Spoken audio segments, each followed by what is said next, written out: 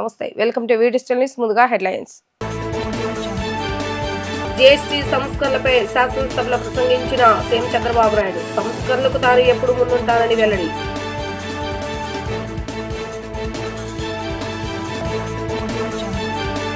ప్రజలకు ఆర్థిక వ్యవస్థలకు జీఎస్టీ లాభదాయకమన్న ఉప ముఖ్యమంత్రి పవన్ కళ్యాణ్. ఆర్థిక ఆటుపోట్లున్న దేశ ప్రగతి కోసం మద్దతని వ్యాఖ్య.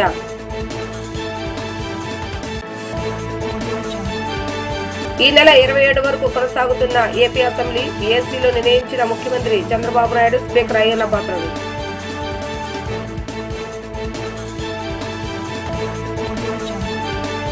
జీఎస్టీ సంస్కరణల ప్రయోజనాలు ప్రతి ఒక్కరికి అందించేలా అవగాహన కల్పించాలని ముఖ్యమంత్రి నారా చంద్రబాబు నాయుడు పిలుపునిచ్చారు. దీనికోసం మంత్రివర్గ ఉపసంఘాన్ని ఏర్పాటు చేయనున్నట్లుగా వెల్లడించారు. జీఎస్టీ సంస్కరణల ప్రయోజనాలపై ఈ నెల 20న యాక్షన్ ప్లాన్ తయారు చేస్తున్నామని ఆయన ప్రకటించారు.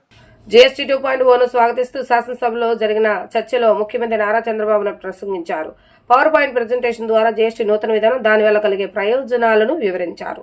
సంస్కరణలకు ఎప్పుడు తాను మద్దతిస్తానన్న ఆయన జీఎస్టీ 2.0ను స్వాగతిస్తున్నట్లుగా తెలిపారు. ఆర్థిక ఇబ్బందులున్న తనకు దేశం, రాష్ట్రం, ప్రజలే ముఖ్యమని ఉద్ఘాటించారు. వికసిత్ భారత్, స్వర్ణాంధ్రప్రదేశ్ లక్ష్య సాధనలో జీఎస్టీ సంస్కరణలు ఊతమిస్తాయని అన్నారు. జీఎస్టీ స్లాబ్ల మార్పుల వల్ల దేశంలోని 140 కోట్ల మందికి లబ్ధి చేకూరుతుందని అన్నారు. నూతన సంస్కరణ వల్ల ఏపీకి కొంత నష్టం ఉన్న దేశ విశాల ప్రజా ప్రయోజనాల దృష్ట్యా స్వాగతిస్తున్నట్లుగా ఆయన చెప్పారు. ఎవరైతే సంపద సృష్టించలేరో వాళ్లకు సంక్షేమం ఇచ్చే అధికారం కూడా లేదు. అప్పులు చేసి సంక్షేమ కార్యక్రమాలు ఇస్తే అది సస్టైనబుల్ కాదనేది నా ప్రగాఢమైన నమ్మకం. నా సుదీర్ఘ రాజకీయంలో ఇదే ప్రాక్టీస్ చేశాను. అందుకే ఈ రిఫార్మ్ వస్తే మా ఫైనాన్స్ మినిస్టర్ గారు, మా ఫైనాన్స్ సెక్రటరీ గారు అందరూ వచ్చి, సార్ మనకు నష్టం వచ్చేస్తుంది, చాలా ఇబ్బందులు వస్తాయి, ఆర్థికంగా ఇబ్బందులు పడతామంటే, ఆర్థిక ఇబ్బందుల తర్వాత ఫస్ట్ దేశం, రాష్ట్రం ముఖ్యం. మనం అంతా కూడా లాంగ్ టర్మ్ రిఫార్మ్ చూడాలి. It will be A game changer, don't object. First మీరు వెళ్ళి సపోర్ట్ చేయమని చెప్పిన వ్యక్తి నేనని చెప్పి కూడా నేను తెలియజేస్తున్నా. ఆ పని చేశాను. అయితే దీంట్లో సైలెంట్ ఫీచర్స్ ఒకసారి చూస్తే మనం నెక్స్ట్ ఈరోజు వచ్చిందంతా కూడా, ఇంత మునుపంతా కూడా ఒక కాంప్లెక్స్ కానీ 4 టైర్ సిస్టమ్ ఉండేది.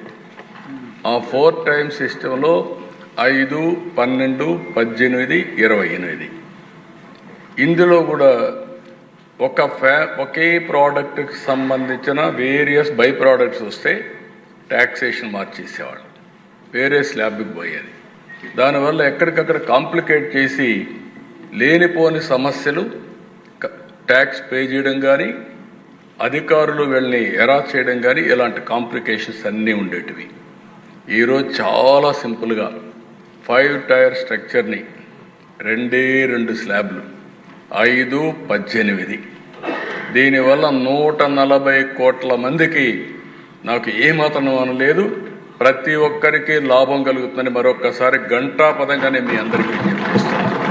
దేశంలోని ప్రతి పౌరుడికి లబ్ధి చేకూరేలాగా జీఎస్టీ సంస్కరణలు ఉన్నాయని ఉప ముఖ్యమంత్రి పవన్ కళ్యాణ్ అన్నారు. పన్నుల భారం తగ్గడం ద్వారా ప్రజలకు ఆదాయం పెరుగుతుందని అభిప్రాయపడ్డారు. జీఎస్టీ 2.0కు ఆంధ్రప్రదేశ్ మద్దతు ఇస్తుందని అసెంబ్లీలో జరిగిన చర్చ సందర్భంగా పవన్ స్పష్టం చేశారు. జీఎస్టీ 2.0ను స్వాగతిస్తూ శాసనసభలో జరిగిన చర్చలో ఉప ముఖ్యమంత్రి పవన్ కళ్యాణ్ మాట్లాడుతూ జీఎస్టీ సంస్కరణలు దేశ ప్రగతికి బాటలు వేస్తాయని అన్నారు.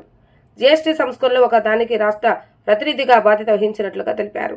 సంస్కరణలు ముందుండి నడిపిన నిర్మలా సీతారామన్ కృషి అభినందనీయమని, రాష్ట్ర ఆదాయానికి నష్టం కలిగిన సామాజిక ప్రయోజనాల కోసం సమర్థించామని చెప్పుకొచ్చారు.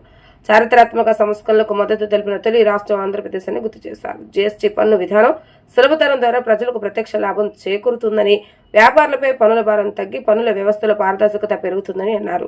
ప్రజల పొదుపు పెంచి కొనుగోలు శక్తి పెంపొందించేందుకు దోహదం చేస్తుందని అన్నారు. స్థిరమైన వృద్ధి మార్గంలో నిలబడడానికి ఈ యొక్క సంస్కరణలు ఉపయుక్తంగా ఉంటాయని పేర్కొన్నారు. కొత్త పెట్టుబడులు పెంచి ఆర్థిక వృద్ధికి దారితీస్తుందని ఆయన వెల్లడించారు. 79వ స్వాతంత్ర దినోత్సవ సందర్భంగా ఎర్రకోట నుండి చేసిన జీఎస్టీ 2.0 సంస్కరణలు చారిత్రాత్మక ప్రకటన దేశ ప్రగతికి బాటలు వేస్తోంది. ఈ సంస్కరణలను ముందుండి నడిపిన గౌరవ కేంద్ర ఆర్థిక మంత్రి శ్రీమతి నిర్మలా సీతారామన్ గారి కృషి ప్రత్యేకంగా అభినందనీయం. జీఎస్టీ మండలి 56వ సమావేశంలో వాటిని ఆమోదించింది. గౌరవ ముఖ్యమంత్రి శ్రీ నారా చంద్రబాబు నాయుడు గారి రాష్ట్ర ఆదాయాలకు ప్రత్యేకించి అనేక సందర్భాల్లో ముఖ్యంగా జిఎస్టీ వచ్చిన తర్వాత గౌరవ ముఖ్యమంత్రి గారు ఒక సందర్భంలో అన్న మాటలు, రాష్ట్ర ఆదాయాలకి నష్టం కలుగుతున్నప్పటికీ కూడా సామాన్యుల ప్రయోజనాల కోసం ఈ విధానాన్ని మనం బలంగా సమర్థించాలని చెప్పి ఈరోజు వారు కూడా దీన్ని బలంగా సమర్థించారు అధ్యక్ష. ఎందుకంటే మనకి ఆర్థిక ఆటుపోట్లని చూస్తూ కూడా వచ్చే ఆదాయం తగ్గిపోతున్న జిఎస్టీ సంస్కరణల వల్ల, కానీ దాన్ని ఇంకొకలాగా దాన్ని ఎలా పూడ్చుకోవాలని తెలిసి ఆయన ముందుండి దీన్ని మద్దతు తెలిపినందుకు వారికి నా కృతజ్ఞతలు తెలియజేస్తాను.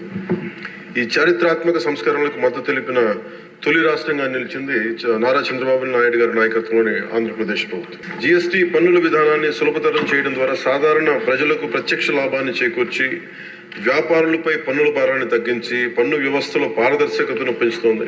ఈ చారిత్రాత్మక సంస్కరణల పన్నుల విధానాన్ని సులభతరం చేసి వ్యాపార పరిశ్రమల అభివృద్ధికి సహకరిస్తుంది. ప్రజల పొదుపును పెంచి కొనుగోలు శక్తిని పెంపొందించడానికి, కొత్త పెట్టుబడులను ఆకర్షించి దేశాన్ని స్థిరమైన వృద్ధి మార్గంలో నిలపడానికి దోహదపడుతుంది. జిఎస్టీ రేట్ల సరళీకరణ ద్వారా ప్రజలు అధికంగా ఉపయోగించే వస్తువులు, సేవలకు డిమాండ్ పెంచి ఉత్పత్తిని విస్తరించి కొత్త పెట్టుబడులను ప్రోత్సహిస్తుంది. తద్వారా ఆర్థిక వృద్ధికి దారితీస్తుంది. నిజంగా ప్రజలకి, ఆర్థిక వ్యవస్థకి చాలా లాభదాయకమైన సంస్కరణ. రంగాల వారీగా చూసుకుంటే ముఖ్యంగా రైతుల కోసం ట్రాక్టర్లు, వ్యవసాయ యంత్రాలు, పరికరాలు మరియు ఇన్పుట్స్ పై పన్నులు తగ్గించడం వల్ల సాగు వ్యవసాయ వ్యయాన్ని తగ్గించి ఉత్పాదకను పెంచుతాయి. తద్వారా గ్రామీణ ప్రాంత ప్రజల ఆదాయాలు పెరుగుతాయి. ఆధునిక సాంకేతిక పరికరాల వినియోగం ప్రోత్సహించడం ద్వారా వ్యవసాయ వృద్ధి మరింత బలపడుతుంది. తక్కువ ఆదాయ కుటుంబాల కోసం పాలు కానీ, పెరుగు కానీ, పన్నీర్ లాంటి నిత్యావసర వస్తువులపై పన్ను 5% నుండి 0% తగ్గించడం ద్వారా రోజువారీ వ్యయాన్ని తగ్గిస్తూ ఉంది. నిత్యావసరాలు నెయ్యి కానీ, వెన్న కానీ, వంట పాత్రలపై పన్ను 12% నుంచి 5% తగ్గించడం కూడా కుటుంబ బడ్జెట్లకి ఇది చాలా ఉపశమనం కలిగిస్తుంది. జిఎస్టీ 2.0తో భరోసా. ఈ సంస్కరణ ద్వారా ప్రజల చేతిలో ఉండే సంపద మరింత పెరిగి వస్తువుల వినియోగం పెరగడంతో పాటు నూతన పెట్టుబడులకు ప్రోత్సాహం లభిస్తుంది. తద్వారా ఆదాయ సేకరణ పెరుగుతోంది. వాణిజ్య పరిశ్రమలకి సంబంధించి జిఎస్టీ సంస్కరణ విజయవంతమైన అమలు సహకరించిన అన్ని వాణిజ్య సంస్థలు, వ్యాపార సంఘాలు, పరిశ్రమ సంఘాలకు ఆంధ్రప్రదేశ్ శాసనసభ హృదయపూర్వక కృతజ్ఞతలు తెలుపుతోంది. ప్రజలకు లబ్ధి చేరేలా చేసిన ఈ భాగస్వామ్యం సమగ్ర వృద్ధిలో సాధనలో కీలకం. ఈ అవగాహన కార్యక్రమం ముఖ్యంగా జిఎస్టీ సంస్కరణ లాభాలు ప్రతి కుటుంబానికి చేరుకోవడానికి ఇది ఒక కార్యక్రమం చేపట్టాలని అందరం కోరుకుంటా ఉన్నారు అధ్యక్ష. ఆంధ్రప్రదేశ్ శాసనసభ వర్షాకాల సమావేశాలు ఈ నెల 27 వరకు కొనసాగనున్నాయి. మొత్తం 8 రోజుల పాటు జరగనున్న ఈ సమావేశాల సమయాల్లో స్వల్ప మార్పులు చోటు చేసుకున్నాయి. ఇకపై ఉభయ సభలు ఉదయం 10 గంటలకు ప్రారంభమై సాయంత్రం 5 గంటల వరకు కొనసాగనున్నాయి. మధ్యాహ్నం 1 నుంచి 2 గంటల వరకు భోజన విరామం ఉంటుంది. అయితే ఈ నెల 24వ తేదీన మాత్రం మధ్యాహ్నం 1 గంట వరకు సమావేశాలు జరుగుతాయి. శనివారం, ఆదివారం అంటే 20, 21 తేదీలో సభలకు సెలవుగా నిర్ణయించారు. స్పీకర్ అయ్యన్న పాత్రుడు అధ్యక్షతన జరిగిన శాసనసభ వ్యవహారాల సలహా కమిటీ సమావేశంలో ఈ నిర్ణయాలు తీసుకున్నారు. సీఎం చంద్రబాబు నాయుడు ఆర్థిక శాసనసభ వ్యవహారాల శాఖ మంత్రి పయ్యావుల కేశవ్, జనసేన నుంచి మంత్రి నాదెండ్ల మనోహర్, బీజేపీ శాసనసభాపక్ష నేత విష్ణుకుమార్ రాజు, ప్రభుత్వ చీఫ్ విప్ జీవి ఆంజనేయులు సమావేశంలో పాల్గొన్నారు. మొదట బీఎస్ ఈ నెల 30వ తేదీ వరకు సమావేశాలు జరపాలని నిర్ణయించిన దుర్గాష్టమి 30వ తేదీ, పింఛన్ల పంపిణీ అక్టోబర్ 1వ తేదీ కారణంగా షెడ్యూల్ మార్చి 27వ తేదీకే సమావేశాలు ముగించాలని నిర్ణయించారు. ఈ నెల 22వ తేదీ నుంచి ప్రారంభం కానున్న దసరా ఉత్సవాలతో పాటు ప్రతిష్టాత్మకంగా నిర్వహిస్తున్న విజయవాడ ఉత్సవం కూడా అంగరంగ వైభవంగా నిర్వహిస్తామని ఎమ్మెల్యే సుజనా చౌదరి తెలిపారు. భక్తులకు సంతృప్తికరమైనటువంటి దర్శనం కలిగించడమే లక్ష్యంగా అధికారులందరూ పనిచేయాలని అన్నారు. గతంలో ఎదురైన సమస్యలను అధిగమించి భక్తులకు ఎలాంటి అసౌకర్యం కలగకుండా జాగ్రత్తలు తీసుకుంటామని స్పష్టం చేశారు. ఇంద్రకీలాద్రిపై ఈ నెల 22వ తేదీ నుంచి ప్రారంభం కానున్న దసరా మహోత్సవాల ఏర్పాట్లను విజయవాడ పశ్చిమ ఎమ్మెల్యే సుజనా చౌదరి పరిశీలించారు. ఇంద్రకీలాద్రి నుంచి కాలినడకన క్యూ లైన్లు ఈవో సేనా నాయక్ కూటమి నేతలతో కలిసి ఆయన స్వయంగా పనులను పర్యవేక్షించారు. ఈ సందర్భంగా సుజనా చౌదరి మాట్లాడుతూ భక్తులకు సంతృప్తికరమైనటువంటి దర్శనం కల్పించడమే లక్ష్యంగా అధికారులందరూ పనిచేయాలన్నారు. ఏమైనా సమస్యలుంటే తన దృష్టికి తీసుకురావాలని, అధికారులందరూ సమన్వయంతో పనిచేయాలని సుజనా చౌదరి ఆదేశించారు. గత ఏడాది కన్నా ఘనంగా దసరా ఉత్సవాలు నిర్వహిస్తున్నామని ఎమ్మెల్యే సుజనా తెలిపారు. విజయవాడ ఎంపీ కేశవ శివనాథ్ని, ఎమ్మెల్యేలు గద్దె రామ్మోహన్ రావు, బొండా ఉమామహేశ్వరరావు కూటమి నేతలందరి సమన్వయంతో సమష్టిగా దసరా ఉత్సవాలను విజయవంతం చేస్తామని అన్నారు. గతంలో ఎదురైన సమస్యలను అధిగమించి భక్తులకు ఎలాంటి అసౌకర్యం కలగకుండా జాగ్రత్తలు తీసుకుంటున్నామని స్పష్టం చేశారు. పెండింగ్ పనులను వేగంగా పూర్తి చేయాలని ఈవో సేనా నాయక్ తెలిపారు. తొలుత ఎమ్మెల్యే సుజనా దుర్గమ్మను దర్శించుకున్నారు. ఈవో సేనా నాయక్, ఆలయ అధికారులు ఎమ్మెల్యేకు స్వాగతం పలికారు. అమ్మవారి దర్శన అనంతరం వేద పండితులు ఆశీర్వదించి అమ్మవారి చిత్రపటాన్ని అందజేశారు. మనకి దసరా ఉత్సవాలు రేపు 22వ తేదీ నుంచి స్టార్ట్ అవుతూ ఉన్నాయి. దానిని పురస్కరించుకొని అమ్మవారి దర్శనం ఈరోజు చేసుకొని ఏర్పాట్లన్నీ కూడా మన ఈవో గారు సీనానాయక్ గారితో కలిసి అన్ని ఏర్పాట్లు పర్యవేక్షించడం జరిగింది. ఈసారి లాస్ట్ ఇయర్ నాది మొదటి అనుభవం, ఈసారి ఇంకా బాగా చేస్తున్నారు. ఇంకా బ్రహ్మాండంగా చేయాలని, భక్తులకి మంచి దర్శనం, అమ్మవారి దర్శనం కలగాలని, ఈజ్ ఆఫ్ దర్శనం అనే కాన్సెప్ట్తో హోల్డింగ్ ఏరియాస్ అన్ని పెట్టి మంత్రి రామనారాయణ రెడ్డి గారి ఆధ్వర్యంలోనూ కమిషనర్ గారు, ఈవో గారు, ముఖ్యమంత్రి గారి ఆదేశాల ప్రకారం అన్ని ఏర్పాట్లు కూడా బాగా చేస్తూ ఉన్నాం. ఇక్కడ మాకు లోకల్గా కూడా మాది కూటమి 3 పార్టీలు, భారతీయ జనతా పార్టీ, జనసేన, తెలుగుదేశం పార్టీ 3 పార్టీలు కూడా చాలా ఐకమత్యంతో కలిసి చేస్తూ ఉన్నాయి. రేపు కానీ ఎల్లుండి కల్లా ఉత్సవ కమిటీ మెంబర్స్ను కూడా అందరి దగ్గర తీసుకోవడం జరిగింది. వాళ్ళందరి నేమ్స్ కూడా అనౌన్స్ చేస్తాం. తప్పకుండా అమ్మవారి చలవతో ఈసారి ఉత్సవం చాలా బ్రహ్మాండంగా జరుగుద్దని భావిస్తూ, ఇంకా డైలీ కూడా పర్యవేక్షణకి మా ఎమ్మెల్యే ఆఫీస్ తరఫున, నా తరఫున కూడా నేను కూడా మళ్ళీ పర్యటించి కంటిన్యూస్గా భక్తులకి సౌకర్యార్థం, ఎందుకంటే దేశం నుంచి చాలా ప్రదేశాల నుంచి కూడా వస్తారు కాబట్టి, మన రాష్ట్రమే కాదు మన పక్క రాష్ట్రం తెలంగాణ నుంచి కూడా చాలామంది ఎక్కువ వస్తారు. నార్త్ నుంచి, తమిళనాడు నుంచి కూడా, కర్ణాటక నుంచి కూడా వచ్చేవాళ్ళు చాలామంది ఫోన్లు చేశారు. డెఫినెట్గా వాళ్ళందరికీ కూడా లాస్ట్ ఇయరే చాలా ఇంప్రూవ్ చేసాం, అంతకంటే ఇంకా ఇంప్రూవ్ చేయాలని చెప్పి ఇప్పుడు కొత్త ఈవో గారితో కూడా సంప్రదించాం. రేపు మళ్ళీ ఫైనల్ మీటింగ్ కూడా ఉంటుంది. ప్రతి సచివాలయంలో RRR రెడ్యూస్, రీయూజ్, రీసైకిల్ కేంద్రం ఏర్పాటు చేయాలని నగరపాలక సంస్థ కమిషనర్ ధ్యాన్ చంద్ర అధికారులను ఆదేశించారు. తోటి వారికి కూడా ఈ కేంద్రాల గురించి తెలియపరచాలని కమిషనర్ తెలిపారు. స్వచ్ఛోత్సవ స్వచ్ఛత ఈ సేవ 2025లో భాగంగా ప్రతి సచివాలయంలో RRR కేంద్రం ఏర్పాటు చేయాలని నగరపాలక సంస్థ కమిషనర్ ధ్యాన్ చంద్ర హెచ్చమన్నారు. రాఘవయ్య పార్క్ వద్ద ఏర్పాటు చేసిన RRR సెంటర్ను క్షేత్రస్థాయిలో పరిశీలించారు. ఈ సందర్భంగా కమిషనర్ మాట్లాడుతూ, విజయవాడ నగరపాలక సంస్థ పరిధిలో ఇప్పటికే 64 వార్డులో 64 మంది మరియు 9 ప్రత్యేకమైన RRR కేంద్రాలు ఉన్నాయని, ప్రస్తుతం ప్రతి సచివాలయంలో కూడా ఒక RRR కేంద్రాన్ని ఏర్పాటు చేయాలని, ప్రజలు RRR కేంద్రం వద్దకు వచ్చి వారికి అవసరం లేని స్టీల్ పాత్రలు, వస్తువులు, పుస్తకాలు, కాగితాలు, చెప్పులు, షూలు, ఎలక్ట్రానిక్ వస్తువులు, ఇతరత్ర సామాగ్రిని ఈ RRR కేంద్రాల్లో అందించవచ్చని, వాటి ద్వారా వ్యర్థాలను రెడ్యూస్ అంటే తగ్గించడం, రీయూజ్ అంటే మళ్లీ వాడటం, రీసైకిల్ అంటే పునరుద్ధరించే చర్యలు అధికారులు తీసుకుంటారని తెలిపారు. అక్కడ ప్రజలు అందిస్తున్న పుస్తకాలను చూసి వారిని ఈ కార్యక్రమంలో పాల్గొంటున్నందుకు అభినందించారు. తమ తోటి వారికి కూడా ఈ కేంద్రాల గురించి తెలియపరచాలని కమిషనర్ కోరారు. అసెంబ్లీ సమావేశాల ప్రజా ప్రతినిధులకి తమ గళాన్ని వినిపించే ప్రధాన వేదిక కావాలని బీజేపీ ఎమ్మెల్యే పార్థసారథి అన్నారు. ఈ మేరకు స్పీకర్ను కలిసి సమావేశాల గడువును కనీసం 30 రోజులకు పెంచాలని లేఖను అందజేశామని వెల్లడించారు. అసెంబ్లీ మీడియా పాయింట్ లో ఏర్పాటు చేసిన విలేకరుల సమావేశంలో బీజేపీ ఎమ్మెల్యే పార్థసారథి మాట్లాడుతూ, పార్టీలకు అతీతంగా ప్రతి ఎమ్మెల్యేకు ప్రశ్నోత్తరాల సమయం 0 అవర్లో మాట్లాడే అవకాశం ఇవ్వాలని అన్నారు. ఇప్పట్లో జరగబోయే బీఏసీ సమావేశంలో నా లేఖపై చర్చ జరగాలని ఆశిస్తున్నానని చెప్పారు. తెలంగాణలో జరుగుతున్న మన రాష్ట్ర అసెంబ్లీలోనూ గంట పాటు గమనించదగ్గ చర్చలు జరగాలని అభిప్రాయపడ్డారు. ప్రవేశపెట్టే బిల్లుపై లోతైన చర్చ అనంతరమే వాటిని ఆమోదించాలని అన్నారు. ఇది ప్రజలకు మేలు చేసే దిశగా అడగాలని చెప్పారు. వైసీపీ ఎమ్మెల్యేలను ఉద్దేశించి మాట్లాడుతూ, కేవలం మండలిలో మాట్లాడే అసెంబ్లీలో గైహాజరు కావడం సరికాదని అన్నారు. నియోజకవర్గాల సమస్యలు ఇక్కడ ప్రభుత్వం దృష్టికి, అధికారుల దృష్టికి తీసుకురావడానికి ఎమ్మెల్యేలు అందరూ కూడా ప్రయత్నం చేస్తూ ఉంటారు. అందరికీ తగినంత సమయం దొరకటం లేదు. కాబట్టి దయచేసి వారం 10 రోజులని కాకుండా, ఆలోచన కాకుండా 30 రోజులు కనీసం అసెంబ్లీని నడపండి అని నేను విజ్ఞప్తి చేశాను. అదే సందర్భంలో ప్రశ్నోత్తరాల సమయాన్ని కూడా, ప్రశ్నోత్తరాల సమయం అలాగే 0 అవర్లో ఏవైతే అప్పటికప్పుడు ప్రస్తావించాల్సిన అంశాలు ఉంటే దానికి వీలుగా దానికి గంటల్ని కూడా, ఇప్పుడు గంట ప్రశ్నోత్తరాలు, 0 అవరు కొంతమందికే అవకాశం వస్తుంది. అలా కాకుండా అందరు ఎమ్మెల్యేలకి తమ తమ నియోజకవర్గ సమస్యలు సభ ముందు పెట్టడానికి, ప్రభుత్వంతో విన్నవించుకోవడానికి తగిన సమయం కేటాయించడానికి ప్రశ్నోత్తరాల సమయాన్ని అలాగే 0 అవర్ని కూడా గంటలు పెంచమని నేను విజ్ఞప్తి చేశాను. ఇప్పుడు బిఏ సమావేశం జరుగుతూ ఉంది. ఆ సమావేశంలో నా ఉత్తరాన్ని కూడా పెట్టి చర్చించాల్సిందిగా నేను విజ్ఞప్తి చేశాను. ఎందుకంటే ప్రతి ఒక్క ఎమ్మెల్యేకి కూడా తన నియోజకవర్గం ఉన్న సమస్యల్ని ఇక్కడ చెప్పుకోవాలనుకుంటారు. సమయం దొరక్కపోతే ప్రజలు అపార్థం చేసుకునే అవకాశం కూడా ఉంది.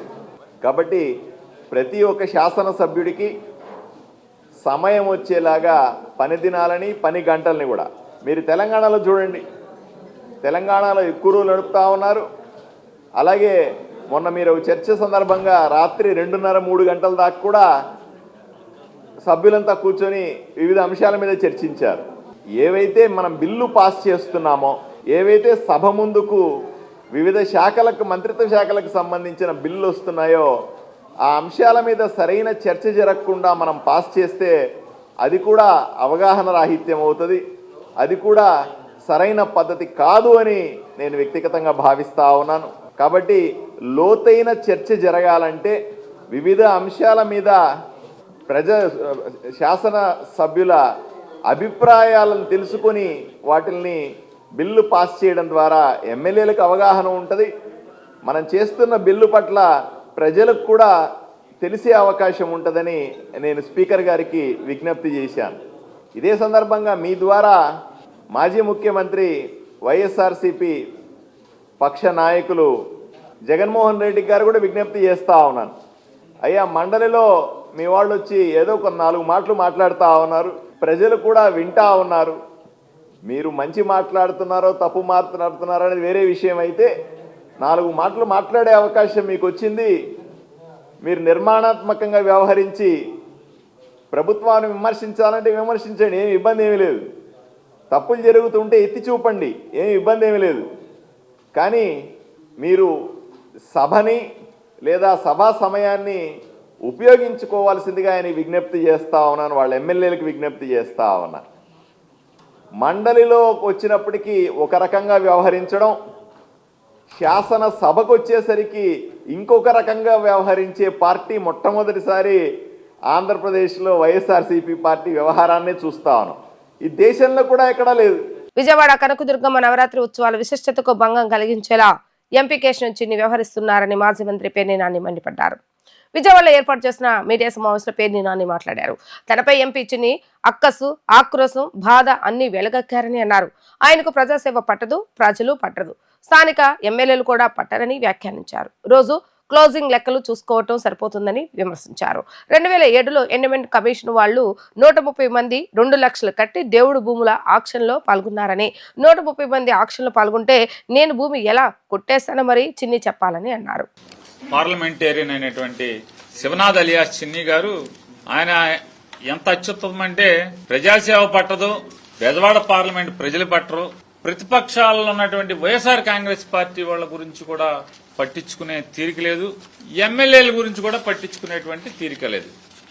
వారికి ఎవరు పట్టరు. ఆయన అంతా బిజీ నోట్లు లెక్కెట్టుకోవటం, సాయంత్రానికి ఎంత వచ్చింది రాత్రికి క్లోజింగ్ బ్యాలెన్స్ చూసుకోవటం, వాటిని ఏ పూటగా పూట లేకపోతే వారానికి ఒకసారి హైదరాబాద్ తరలించడమా, లేకపోతే రోజు ఈ సొమ్మెళ్ళిపోతే వెనకాల ఫ్లైట్లో ఈయన వెళ్తామా, ఈ బిజీగా ఉన్నారు. ఈ బిజీలో ఆయన నా గురించి నేదేదో దేవుడు ఆస్తి మా ఊళ్ళో ఎవడో చెప్పాడు, అది పుచ్చుకుని ఈయన ఏలాడతాడు. ఇక్కడ 2007 సంవత్సరం ఈ 29 మార్చి 2007 ఉదయం 11 గంటలకి ఇది ఆక్షన్ జరిపింది ఎవరయ్యా అంటే అప్పటి ఆర్జేసీ మీ అందరికీ సుపరిచితమైనటువంటి ఆజాద్ గారు అని ఒక ఆయన ఉన్నారు. ఆయన కూడా ఎండోమెంట్స్ కమిషనరేట్ లో అప్పుడు ఈ అసెట్స్ దేవుడు ఆస్తులను చూసేటువంటి సెక్షన్ లో ఉండేవారు. ఆక్షన్ లో 135 మంది ఒక్కొక్కరు 2 లక్షల రూపాయలు డిపాజిట్ గా కట్టి ఆక్షన్ పాడుకున్నారు. 135 మంది 2 లక్షల చొప్పున ఆక్షన్ జరిగితే దాంట్లో నేనెట్టా కొట్టేశానో మరి మీరు ఈ కృష్ణానది ఈ ఒడ్డు నుంచి ఆ ఒడ్డుకి లేదా ఇక్కడి నుంచి అక్కడికి ఈద్దాం అనుకున్నటువంటి ఆ సమాచారం ఇచ్చిన గోదావరి మీరు పట్టుకున్న ఆ తోక ఎవరిదో వాళ్ళు చెప్పాలి, అది పుచ్చుకుని బయలుదేరిన మీరు చెప్పాలి. ఈ 135లో సరే వీళ్ళందరూ నేను వదిలిచ్చావంటే ఈ 135 మందిలో దాదాపుగా 50% మంది టీడీపీ వాళ్ళు. ఇందులో 30వ పేరు 2 లక్షల రూపాయలు కట్టినటువంటి 30వ పేరు కుల రవీంద్ర గారికి గుండికాయ ఇంకేదో కాయో రోజు ఆయనతోనే ఉంటాడు, పల్లపాటి సుబ్రహ్మణ్యం గారు. ఈ గుండికాయ కూడా నేను కొనేశానా, నాకు అమ్ముడయ్యాడా అంటే నేను మాట్లాడేప్పుడు ఉచ్చం నీచం. సరే నానిగాడు ఇట్లా చేస్తాడా చేయడా కనీసం జ్ఞానం ఉండాలి కదా. పార్లమెంట్ దాకా వెళ్తాం ఢిల్లీకి. ఎంతసేపు రియల్ ఎస్టేట్ బ్రోకర్ లాగా మాట్లాడితే ఎట్లాగా? చోటు మారినప్పుడు, మనం కూర్చునే కుర్చీ మారినప్పుడు ఆలోచన కూడా మార్చుకోవాలి. కానీ ఏదో హైదరాబాద్ లో రియల్ ఎస్టేట్ బ్రోకరేజ్ చేసి మాట్లాడినట్టు, అక్కడ మాట్లాడినట్టు రాజకీయాల్లో ఒక ఎంపీ కుర్చీలో కూర్చుని, అందులో బెజవాడ ఎంపీ కుర్చీలో కూర్చుని ఎంతమంది గొప్పవాళ్ళు పనిచేశారు. ఇంతకన్నా అసలు మామూలుగా ఈ బెజవాడ ఎంపీ కుర్చీని ఎంత అధమస్థానానికి పడేయాలో, ఎంత నీచానికి పడేయాలో అంత నీచానికి పడేసిన పరిస్థితి సంవత్సరన్నర కాలంలో. నేను ఆయనకి చెప్తున్నాను, మళ్ళొకసారి మీరు లోకేష్ గారికి ఏదో అని చెప్పి, ఏదో బాగా దగ్గరని, ఇంకేదో అని, మీ ఇద్దరు ఒక్క అంచంలో తిని ఒక్క అంచంలో మంచంలో పడుకుంటారని రకరకాల బెదవాడంతా చెప్తున్నారు. అందుకే మీకు ఆంధ్ర క్రికెట్ అసోసియేషన్, ఎందుకంటే మీరు బాగా క్రికెట్ ఆడతారు కదా, గొప్పగా మీరు భారతదేశం తరఫున ప్రపంచ కప్పులు కొట్టుకొచ్చారు, చాలా సుమారు 50 సంవత్సరాలుగా పైబడి రెవెన్యూ శాఖలో గ్రామ సహాయకులుగా పనిచేస్తున్నామని వీఆర్ఏలు తెలిపారు. మా తండ్రులు పెద్దవారు 5 రూపాయల జీతం దగ్గర నుంచి పనిచేశారని, గత వైసీపీ ప్రభుత్వం మాకు జీతాలు పెంచుతామని హామీ ఇచ్చింది. ఇచ్చిన హామీని నెరవేర్చలేదని వారు ఆరోపించారు. గన్నవరం మండలం రెవెన్యూ కార్యాలయంలో మండల పరిధిలో ఉన్న గ్రామాల్లో గ్రామ సహాయకులు వీఆర్ఏలు ధర్నా నిర్వహించారు. గ్రామాల్లో విధులకు గైహాజరై గన్నవరం మండల కార్యాలయంలో ప్రభుత్వం తమను తక్షణమే ఆదుకోవాలని వీఆర్ఏలు నిరసన బాట చేపట్టారు. ఈ కార్యక్రమంలో వీఆర్ఏలు మాట్లాడుతూ గ్రామ పరిధిలోనే కాకుండా మండల పరిధిలో, రెవెన్యూ డివిజన్ పరిధిలో కూడా తిరగవలసి వస్తుందని అన్నారు. తమకు పనిభారం ఎక్కువైందని, నైట్ డ్యూటీలు రద్దు చేయాలని డిమాండ్ చేశారు. పెరుగుతున్న ధరలకు అనుకూలంగా తమ జీతాలను కూడా పెంచాలని కోరుతున్నామని అన్నారు. కొన్ని సంవత్సరాల నుండి 10,000 జీతానికి పనిచేస్తున్నామని, కుటుంబం గడవడానికి పిల్లల చదువులు భారంగా ఉండకూడదనే ఆవేదన వ్యక్తం చేశారు. కనీస వేతనం పే స్కేల్ 25,000 రూపాయలు ఇచ్చి మా వీఆర్ఏలను ప్రభుత్వం ఆదుకోవాలని కోరారు. ప్రభుత్వం స్పందించకపోతే మా ఈ ధర్నా రాష్ట్ర వ్యాప్తంగా ఉధృతం చేస్తామని వారు హెచ్చరించారు. వీఆర్ఏలు మొదటి నుంచి కూడా రెవెన్యూ డిపార్ట్మెంట్ లో పనిచేస్తూ సాధారణ జీతాలతో గ్రామంలోనే విధులు నిర్వహిస్తూ ఉండేవారు. కానీ మారుతున్న కాలానికి అనుగుణంగా వీఆర్ఏలు కానీ వీఆర్ఓలు కానీ అందరూ కూడా కార్యాలయాలకు రావడం, డిపార్ట్మెంటు కానీ ప్రభుత్వం కానీ ఇచ్చే పథకాల అమలుపరచడంలో కానీ, లేదా ప్రజల సమస్యను అధికారుల దృష్టికి తీసుకెళ్తాం కానీ వీఆర్ఏలకి అమితమైన భారం ఏర్పడుతుంది. మారుతున్న కాలానికి అనుగుణంగా వీఆర్ఓలకు మారుస్తున్నారే కానీ, ఆఫీస్ స్టాఫ్కు మారుస్తున్నారే కానీ, రెవెన్యూ డిపార్ట్మెంట్లో పనిచేస్తున్న తహసీల్దార్ క్యాడర్ నుంచి వీఆర్ఏ క్యాడర్ వరకు అంతా కూడా రూల్స్ చేంజ్ అవుతున్నాయి. కానీ వీఆర్ఏల జీవితాలు మాత్రం ఎటువంటి మార్పు లేదు. మేము జాయిన్ అయినప్పుడు మా వాళ్ళు అయితే 500 రూపాయల దగ్గర జాయిన్ అయ్యారు, 5 రూపాయల దగ్గర కూడా జాయిన్ కూడా ఉన్నారు. మేము జాయిన్ అయ్యి దాదాపుగా 12 సంవత్సరాలు అవుతున్నా కూడా అదే జీతం, 10,500 జీతం, ఇదే గవర్నమెంట్లో 10,500 రూపాయల జీతం మాత్రం ఇచ్చారు. కానీ ఇంతవరకు 2018లో పెంచారు. ఈ రోజు వరకు కూడా 7 ఏళ్ళు అవుతుంది, రూపాయి కూడా పెంచలేదు. మధ్యలో మళ్ళీ డిఏ రికవరీ కూడా చేశారు. డిమాండ్స్ వచ్చేప్పటికి మాకు ఫస్ట్ అక్రమంగా ఇస్తున్న, మా మీద రుద్దుతున్న డ్యూటీలు రద్దుపరచాలి. ఫస్ట్ జీతం 10,500, రోజుకి 300 రూపాయలు పడుతుందండి. అది 25,000 రూపాయలు చేయాలని చెప్పేసి మా ప్రధాన డిమాండ్. ప్లస్ విలేజ్ లోనే ఉద్యోగం అంటున్నారు.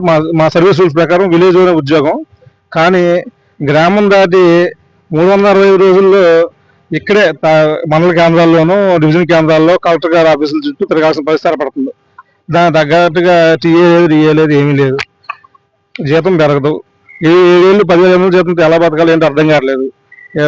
భార్య పిల్లలు, తల్లిదండ్రులు ఎలా చూసుకోవాలి ఏంటి? చదువుకొని వచ్చినా కానీ ఉపయోగం లేదు, చదువుకోవడానికి ఉపయోగం లేకుండా పోతుంది.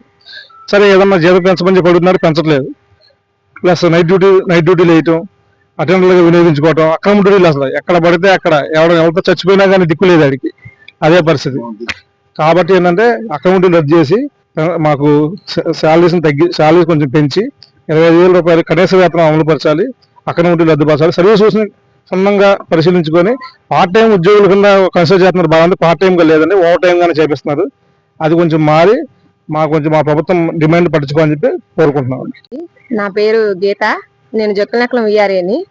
ఇప్పుడు ధరలు బాగా పెరిగిపోయినాయి, మా జీతాలు బాగా తక్కువ. వాటిని పెట్టి ఫ్యామిలీని పోషించాలని మాకు కష్టమే కదా. దానికి ఏంటంటే జీతం పెంచాలని, ప్రమోషన్స్ ఇవ్వాలని, డ్యూటీస్ బాగా ఎక్కువైపోతున్నాయి.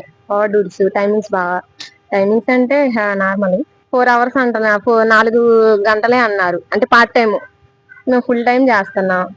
కొంచెం ఇబ్బందులుగా ఉంటున్నాయి అంతే.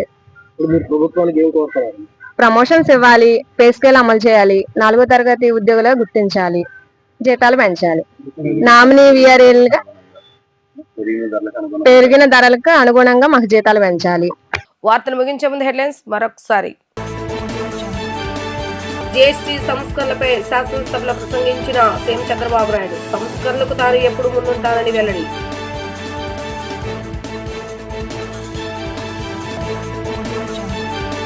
ప్రజలకు ఆర్థిక వ్యవస్థలకు జీఎస్టీ లాభదాయకమన్న ఉప ముఖ్యమంత్రి పవన్ కళ్యాణ్. ఆర్థిక ఆటుపోట్లున్న దేశ ప్రగతి కోసం మద్దతని వ్యాఖ్య.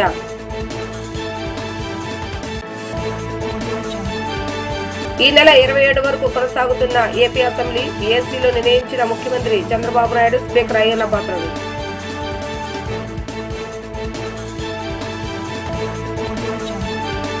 ఇవి ఈ రోజు వార్తా విశేషాలు. మరలా తిరిగి ప్రసారమయ్యే వార్తల్లో మళ్ళీ కలుద్దాం. అంతవరకు సెలవు. నమస్కారం.